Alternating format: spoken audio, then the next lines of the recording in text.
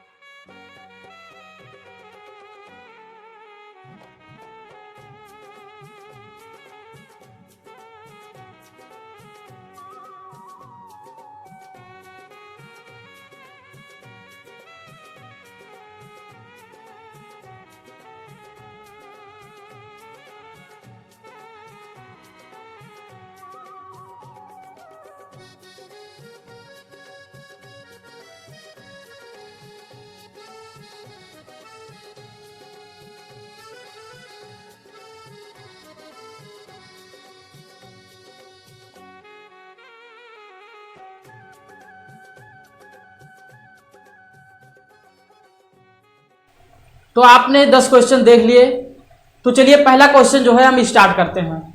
देखिए आपके स्क्रीन पर जो पहला क्वेश्चन लिखा हुआ है 1/2 यानी 1/2% का मान भिन्न में क्या होगा।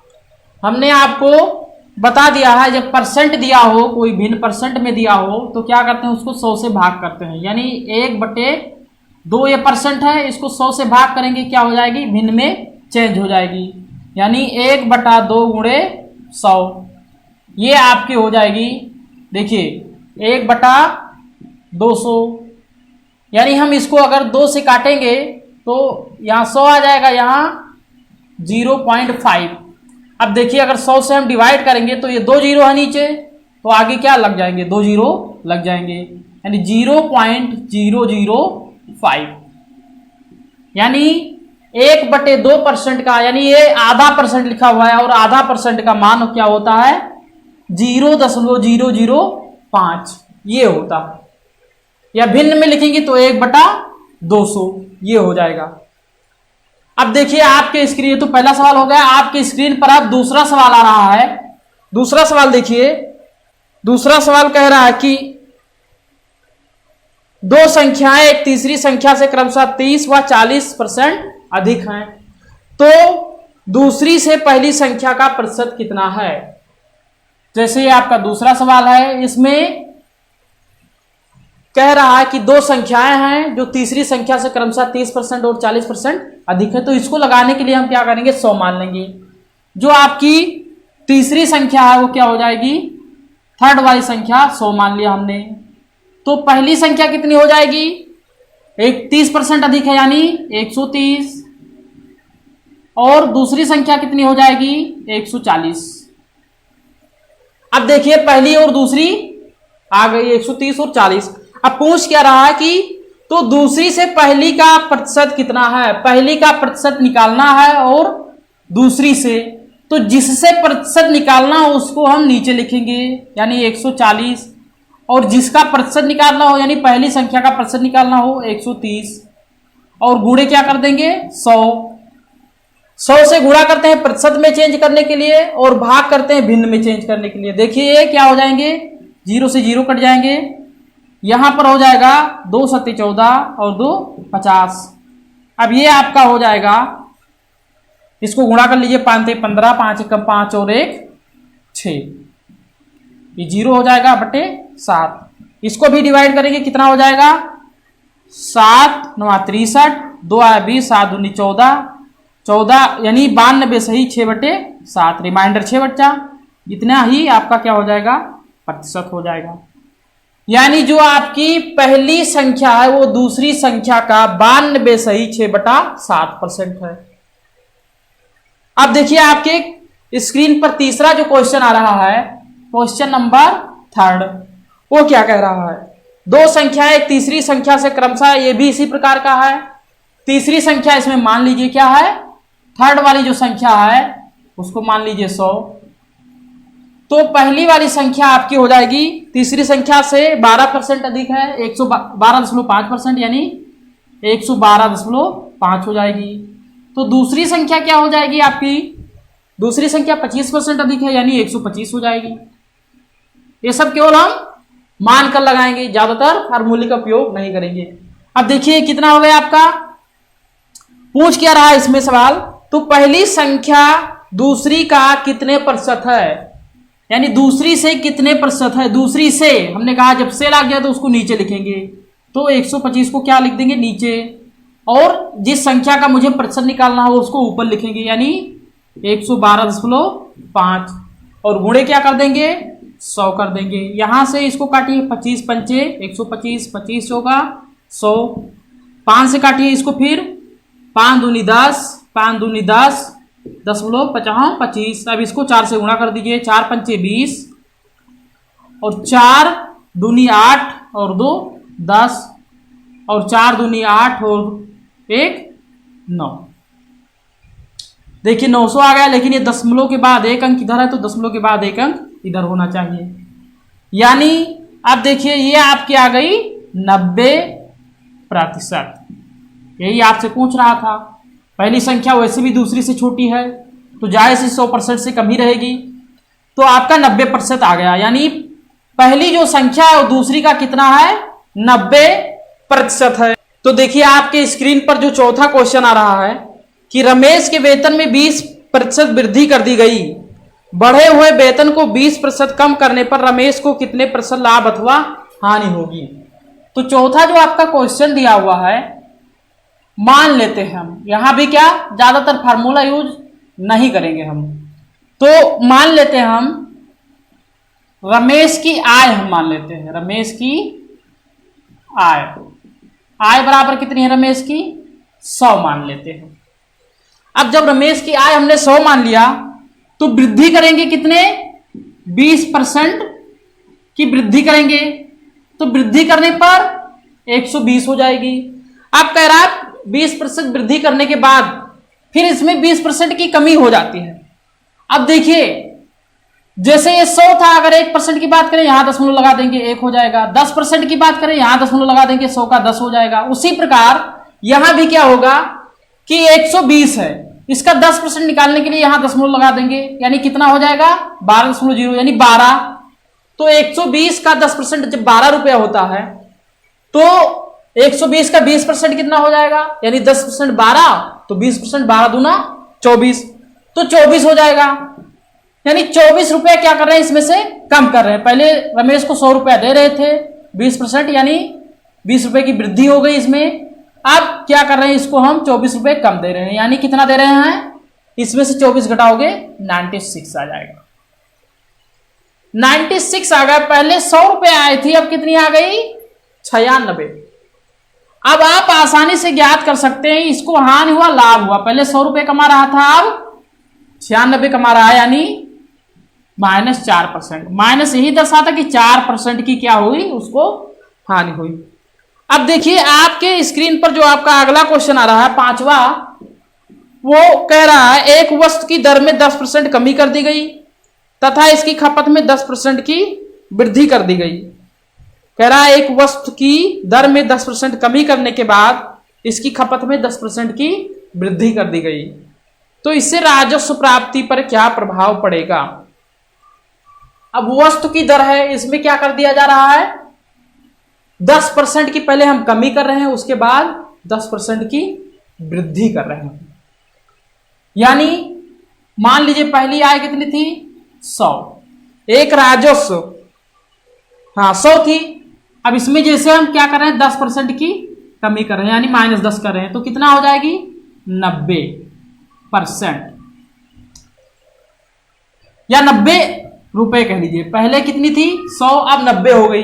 अब इसमें फिर क्या कर रहे हैं 10% की वृद्धि कर रहे हैं, अब वृद्धि 90 पर हो रही है, तो हमने कहा 10% निकालने के लिए यहां के बाद यहां दशमलव लगा दीजिए, यानी एक अंक इकाई को हटा दीजिए, यहां दशमलव लगने पर क्या हो जाएगा, 9 हो जाएगा। यानी 10% इसका कितना होगा, 9 होगा। तो पहले 90 था, अब 10% वृद्धि करने पर 99 हो जाएगा।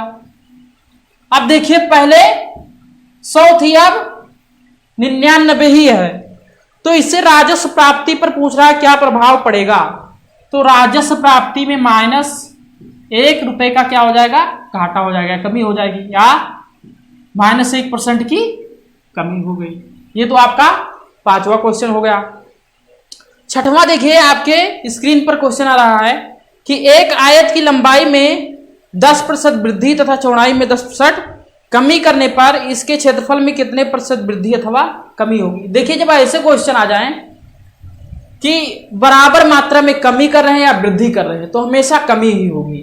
अब जैसे देखिए जो आपका 6वां है, 10% कर रहे हैं कमी करने के, पहले लंबाई में 10% वृद्धि कर रहे हैं, उसके बाद चौड़ाई में 10% कमी कर रहे हैं। मतलब ये हुआ, इसको क्या कर देंगे, डायरेक्ट गुणा कर देंगे, 10 गुणे 10, यानी जो वृद्धि हुई फिर कमी हुई, और कमी को हम माइनस में लिखते हैं, यानी और बटे 100 कर देंगे, यानी कितना आ जाएगा, 0 से 0 है सब, क्या -1 आ जाएगा, यानी -1% की क्या हो जाएगी, कमी हो जाएगी। ऐसे भी लगा सकते हैं इसको, या इसको हम मान कर भी लगा सकते हैं। मानक लंबाई 100, चौड़ाई भी हमने क्या मान लिया, 100। ये आपकी लंबाई है, आपकी चौड़ाई, लंबाई चौड़ाई आपने 100 मान लिया।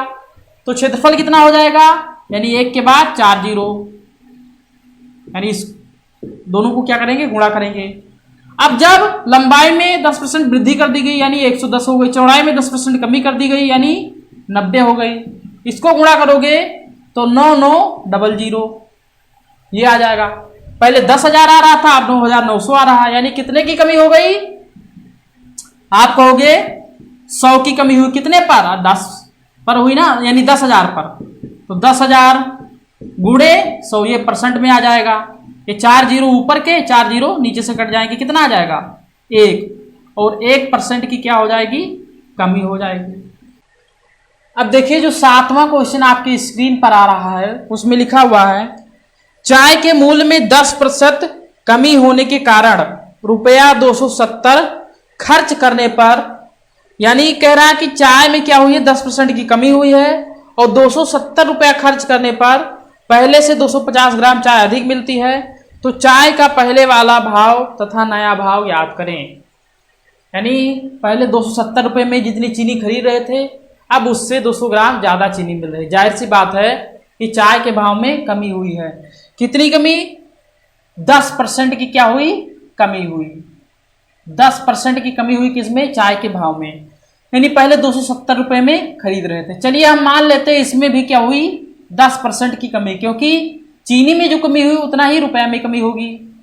तो पहले 270 रुपये में खरीद रहे थे, तो इसमें कमी कितनी हुई, 10%, यानी 27 रुपये की क्या हो गई, कमी हो गई। 27 रुपये की कमी हो गई, और इसी 27 का अब मुझे अधिक चीनी मिल जाएगा। तो 27 रुपये की कमी हुई है, 27 रुपये में अब चीनी कितनी ज्यादा मिल रही है, 250 ग्राम।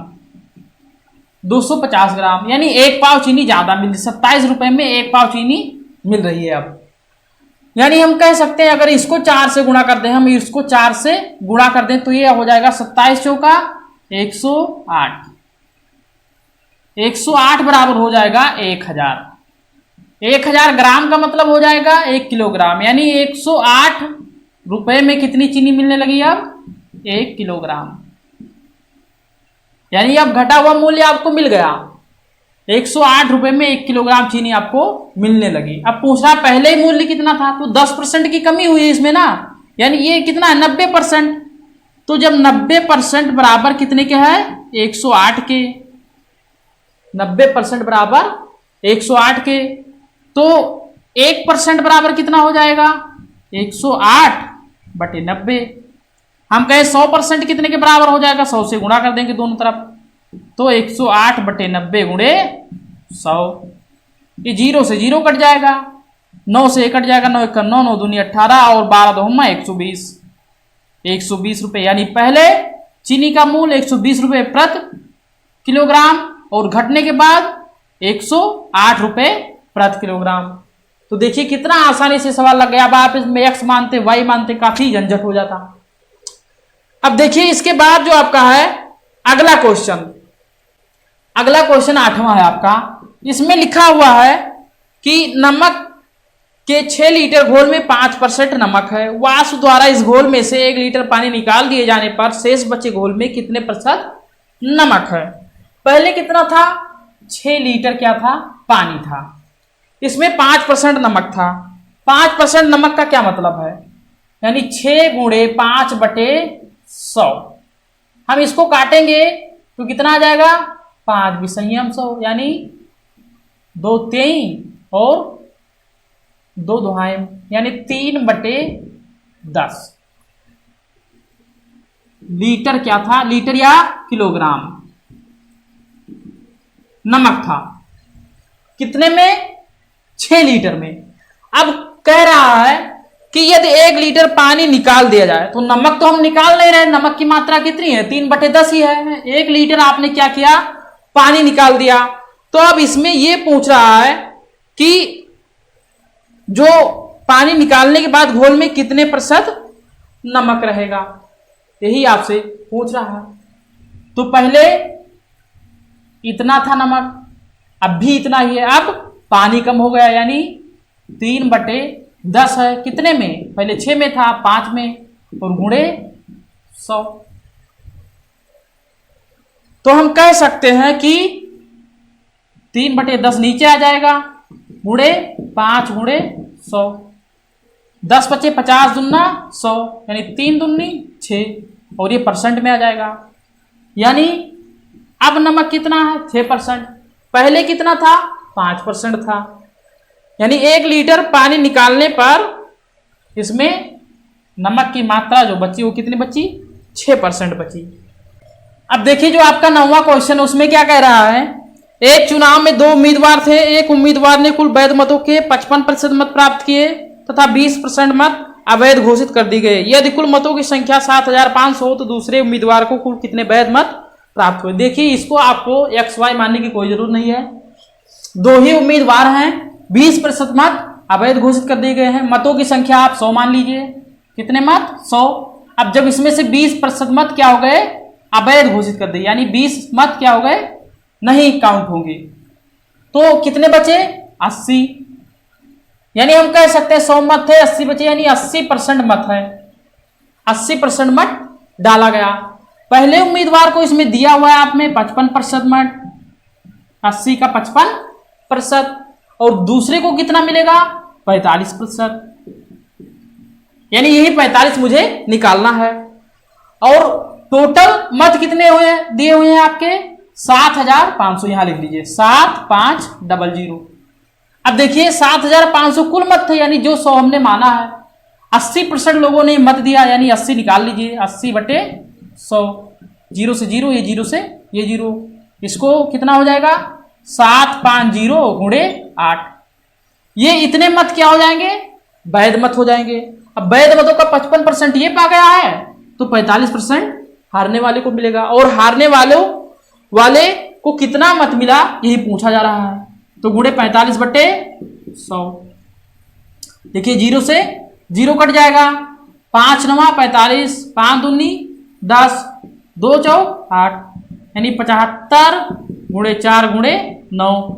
ये कितना हो जाएगा, 75 चौका आप कहेंगे 300, और गुणे 9, यानी 9 त्रिक 27, 2700 मत इसे केवल प्राप्त हुए हारने वाले उम्मीदवार को। देखिए कितना आसानी से लग गया, हारने वाले उम्मीदवार का मत ही पूछ रहा था, 2700 आ गया।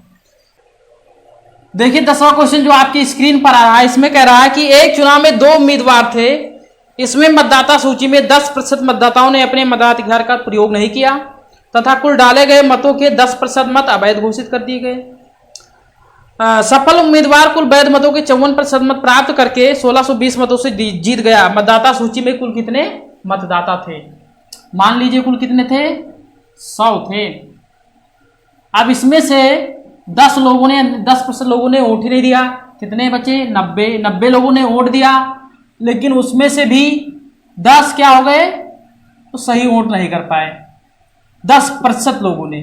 तो 90 का 10% निकालोगे तो कितना आ जाएगा, 81, यानी 81 लोगों ने सही वोटिंग की। अब 81 में से सफल उम्मीदवार कुल वैध मतों के 54% मत प्राप्त किया।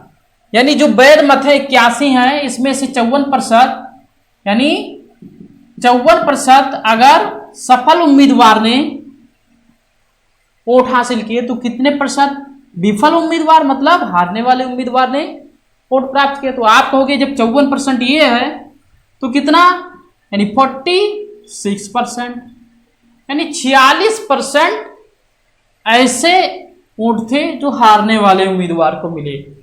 अब कह रहा है कि 1620 मतों से क्या हुआ है, पहला उम्मीदवार ये जीत गया है। जीता कितने प्रतिशत मतों से, आप कहोगे देखिए 54 और 46, इसको आपस में से घटाओगे यानी 4 4 8, यानी 6 और 4 10 नहीं सॉरी 4 4 8% मतों से ही क्या हुआ है, पहला उम्मीदवार जीत गया। अब 8% का मान दिया हुआ है, कितना है, आप कहोगे 1620, ये अभी 81% पर हम निकाल रहे हैं। तो 8% का मान 1620, तो 1% का मान कितना हो जाएगा, यानी 1620/8। तो 100% का मान कितना हो जाएगा, 1620/8 गुणे 100, इतना ही होगा ना।